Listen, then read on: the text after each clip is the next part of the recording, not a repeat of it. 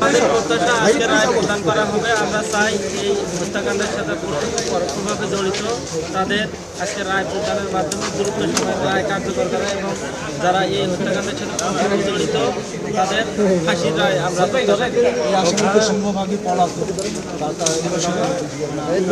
সিংহভাগ পলাতক আছে। আমরা আশা করি এই রায় প্রদানের পর আইন শৃঙ্খলা বাহিনী দ্রুত সময়ের মধ্যে তাদেরকে গ্রেপ্তার করে এই রায় কার্যকর করবে দ্রুত সময়ের মধ্যে।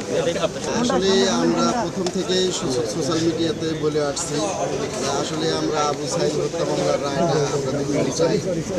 যাক আলহামদুলিল্লাহ আজকে মামলার রায় হবে। আমরা চাই যে একটা সুষ্ঠু রায় হবে, সেই রায়ের ভিত্তিতে তাদের শাস্তি হবে এবং দেশের আইন শৃঙ্খলা বাহিনী তাদের শাস্তি কামনা করি। বিচার যেভাবে চলছে আপনারা সন্তুষ্ট তো? এখনো পর্যন্ত রায় হলে রায়ের পরে আমরা আবার